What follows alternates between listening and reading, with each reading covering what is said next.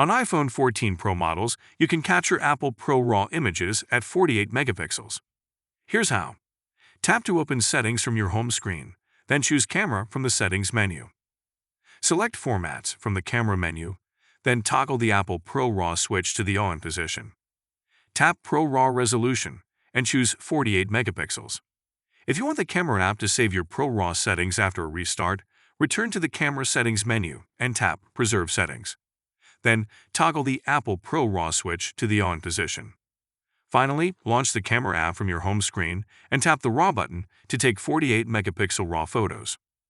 Note that the file size of a Pro RAW image at 12 megapixels is approximately 25 megabytes and approximately 75 megabytes at 48 megapixels.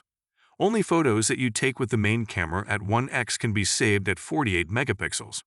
Ultra-wide telephoto, night mode, flash, and macro photos can only be saved at 12 megapixels. Please see the text version of this tutorial for more details, and remember to follow or subscribe to iClarified for more Apple news, videos, and tutorials.